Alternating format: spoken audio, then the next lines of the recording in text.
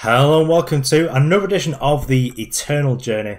Here we are again taking a look at a Hooru beatdown deck, sort of focused around a little bit of a buff we got recently, which was the Master at Arms, and pairing that with like Berserk units or Berserk enablers like the Dusk Raider, just to really get your opponent dead. Just this +2/+2 sort of out of nowhere, sort of like a mini Genetrix. Obviously doesn't give us the extra power. Easy to play and doesn't cost 4. So this deck's sort of interested in it. There's only really one thing I had to do for this deck, and that was to craft 2 more Geomars, which that was painful. Fortunately, it's just been like a balance patch, so I'm now rich because I got to dust a load of channels and carnosaurs because don't need 4 of those anymore. Need like probably 1 or 2 of each. So dust rich, not anymore, because I also crafted a playset of Caleb's for the other video. So just spewing dust away, even though we're like, what, 2 months away from set 4? It's fine, we'll just buy 10 boxes, don't matter. So, what do we have in this deck? And aside from cheating on power, playing 25 with 4 spells, we're just a sort of Berserk Aegis, sort of like the original Blitz decks. And that's about it really. We've got the Acquisitive Crow just to keep giving us spells, because this has got a sort of spell sub-theme in the deck, because we've got Rilgon's Disciple and Kosul Battlemage. The Geomar as well actually really cares about spells, but with the pump spells you don't really need to put them on the Geomar. You can put them with something else that's attacking because Geomar's already getting the buff. And the lifesteal, let me tell you, that will get you out of some trouble. So the main thing to do with this deck is just to play it. This is a Bruised by God deck, so it's probably going to be a good one to be honest. So off we go. Okay, so here you are on the play. Probably where this top wants to be, but I mean it's virtually free power. But we don't get to like make our 2-on-2, and I mean we can make like the freeze on free, I suppose. So maybe the socket's just a little bit slow. Yeah, I think I'll keep it. Especially if we do find like a power, I'm sort of okay with that. So Unseen Commando will keep it because I do really like Unseen Commandos in multiples. So if we are playing against something that's beat down, okay, so we're not. Well. If I'm our opponent, I take a Seek Power. Whoops. That'll teach me for keeping loosey-goosey. Should probably be thinking about Shakedown. Opponent's probably taking the next 3.5 hours to write down our hand because information is still hidden for whatever reason. Let's get Primal, and they're probably just going to play like Kosul into Unseen into Unseen.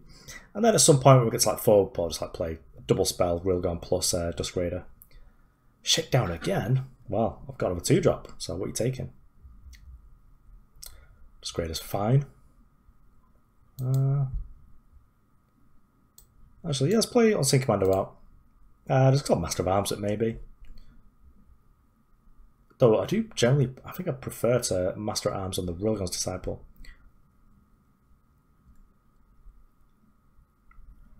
Yes, I'm not sure what kind of Xenon opponent's up to, but given they've played all these sort of like random nerds, I'm gonna suspect. Yeah, we don't always play a 3 and a 2 next turn, do we? So we'll keep the Crownwatch standard in hand. We'll swap up on 4. I suspect this is perhaps some sort of Tally combo version. So hopefully just being able to fly over it is going to be pretty good for us. Because we're doing able to kill our opponent through like a clogged up ground. So Sandstorm Titan can be a bit of a nuisance here. Yes, yeah, so the Devour there pretty much tells me that we are playing against some sort of like Talia combo. But we do get to wallop our opponent for 8 here, which is nice. And we should be able to set up a kill maybe. I'll keep the Crouch in hand because then if we draw a power we're able to definitely set up lethal because then we've got 10 just before even with the buffs. Oh, okay, so we're playing the Xenon tokens deck. So this is actually a deck that I wanted to play this weekend, but after the change to the Merchant, I didn't get to do the thing. We came to do the thing. I mean, you were dead, but you have to let me do the thing. Smash it out there. Oh yeah, 100 gold. I've been playing Justice decks for 2.5 years. 100 gold. Actually, to be real, the rest of the rewards are actually pretty decent. Like Pax, Dust, Premium's got a premium only runs this morning actually, so I'm quite happy with that.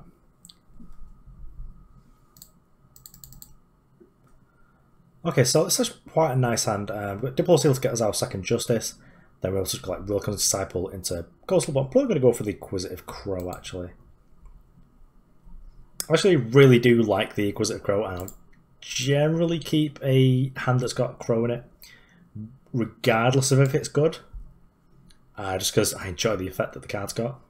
So, do we want the Crest? At some point this lets us play, it gets double free into 4, so I will keep it. We'll play this on turn 4 after we played our Kosul.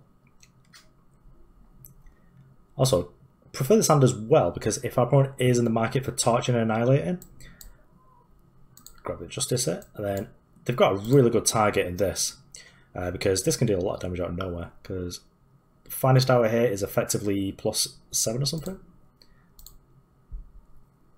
I'm sort of tempted just to keep up Finest Hour just because our opponent might try and torch it. But let's go with Crow. I don't want to not have a play. Oh, Echo in this combination. What could it be? Well, we're berserking because we want to draw a bunch of cards. Also, Crow's really nice with Jedi Merchant because he's going to give you rubbish like Caleb's Intervention, and you get to just trade it away. Excavate, nice. We're going to let's play Geomar. Because I suspect that the second faction opponent is playing is probably Time. Oh. Ornamental Daggers, yes, that's what our opponent's up to. So, give a unit +2/+2 and Overwhelm. Yeah, why not? Gives our board a lot of damage here, doesn't it? Do we want a Crest? I mean, there's no reason why not to. Master of Arms is probably actually okay. So, what can we do here? We've got 5 damage, we've got 2 damage here, sadly, and a bunch of damage here.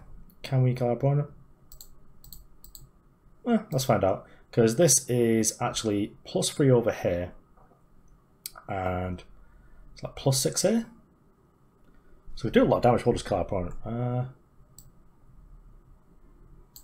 Yeah, let's Finest Hour. Can we do anything by excavating? Is another 2 damage. So we've got 7, 9. Yeah, I don't even count it properly. I don't think it matters. Let's get Finest Hour. It's a hold up Savage Denial as well. Could have Savage Denialed. Oh, it's an enemy fast spell. Yeah, we killed that point. That's what I get. This deck's silly. It's like Blitz again, where I'm just like realise that I can't count on the fly. Just like, oh boy, that is some lag. Let's turn this sentence on though. I'm also, oops, too slow for even that. There we go. It's kind of low. Can't play Acquisitive Crow, so this hand is a straight redraw. Yeah, I'm also rendering all my videos at the same time as playing, just to be a little bit more time efficient. Get rid of the Seek Power later, because I actually use it as like a combat trick at some point. Ooh, Once Commando's nice, keep that. Anything we can turn off here just to sort of give our computer a little bit more speed. There we go. Let's just play out the Dusk Raider. I might take a break from playing just till this video finishes rendering. But it's quite process intensive, I guess. Oh yes, Berserk Duda.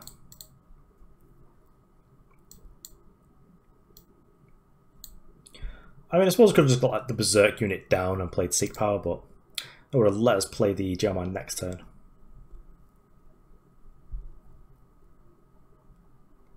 Okay. Well, this is what our opponent is up to, so let's grab a Justice Sigil, why not? May as well put the extra power here. Just then we'll gain more lives, because our opponent is a deck that is going to try and beat us up. So next turn, probably just going to be getting in with the Master at Arms. If our opponent plays like a Rindra, which is unlikely to think Rindra's sort of out of favour right now. I don't get to Vanquish it. Could be playing Poaching Drake. Well, I've still got 4 free. Oh boy, yes. So, what will I do here?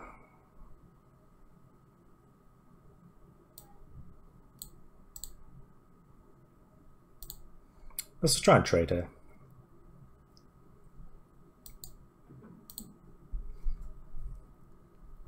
So if our opponent doesn't hold up some sort of instant speed removal here, we could be in good shape because we get to card opponent with Geomar, because these are now +4. So on top of this, I'll get to gain 1,000,000 lives as well.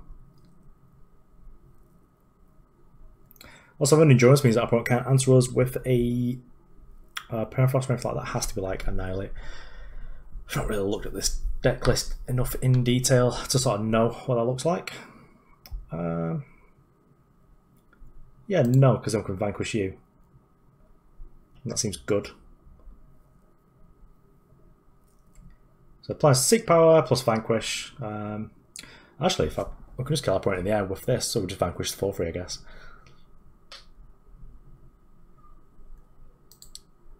I was never very good. Like when I used to play Magic, I was never very good at like playing Affinity and stuff like that, just because all the sort of weirdo combat maths. I was just like, just give me a deck that kills my opponent with one massive threat.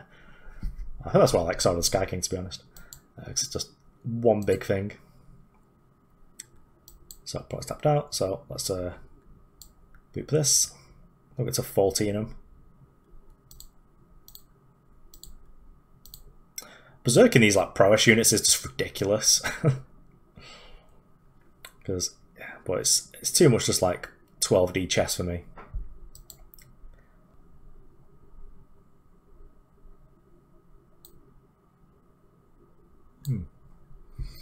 Okay, so we've got nothing in hand, so this is a easy redraw. Recognise the opponent's name here.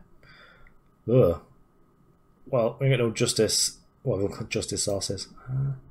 I suppose I'll actually play the standard here, just because it'll hopefully let us easily curve out 3 and a 4 if we draw any power. So, Xenon Life Speaker, what is this? Well, this is an interesting deck I was playing. Don't normally see Xenon Life Speaker in like a Feln deck, because Feln can have access to lifesteal if it wants. Might be doing something cool with Dark Return, maybe.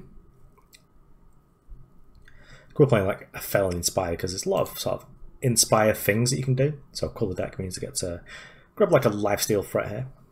But given one of their best threats is Vara, do you really need Life Speaker?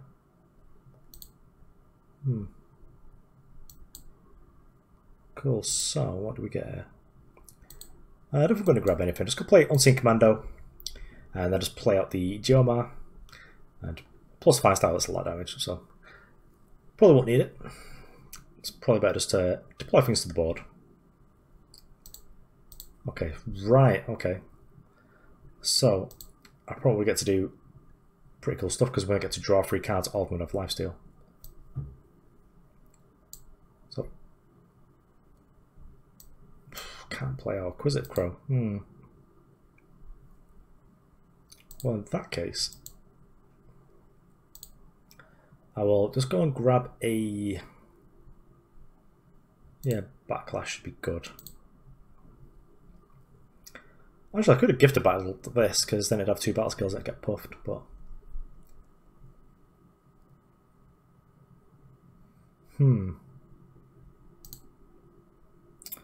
Yeah, you can be big. I will gift of battle this.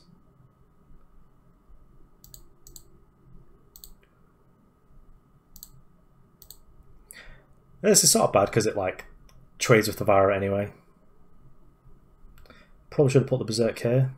Yeah, I think that was where I should have put it. But this might disincentivize our opponent from blocking it all. Okay, so how much damage do we get to do if we do it this way? We get to do 7, 10, not enough, so we just fight here. Our opponent goes for the block on the next one. Okay, no, just taking it. So I suppose we'll just hold up Backlash for whatever removal spell it is. Hopefully opponent like goes commits to an attack first. So hopefully we're able to sort of get them out of there. Guessing they've got something to be doing with the power because they did didn't ultimate the Xeno Life Speaker. But that only really makes sense. So Annihilate, get to do 2 damage to the opponent. So they are at 13 now.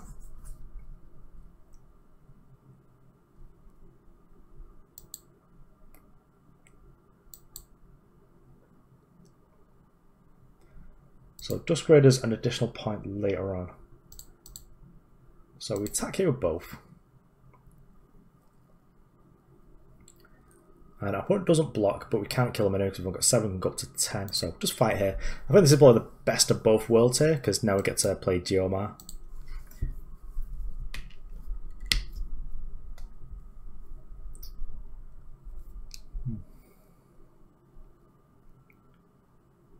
I'm curious why they've got Xeno Life Speaker.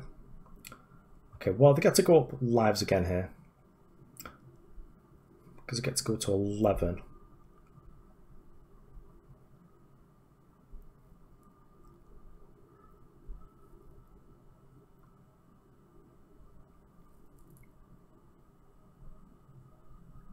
But I think what I was saying was that I can kill him anyway with because we can deal 10 damage here. It's because I've got 7, 10.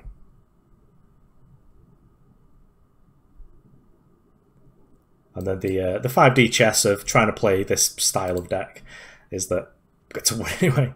But I don't think I'll be touching decks like this in the future. I think I'm more keen to just like kill all the things and then just count with my one massive mid-range unit. How much damage does it do?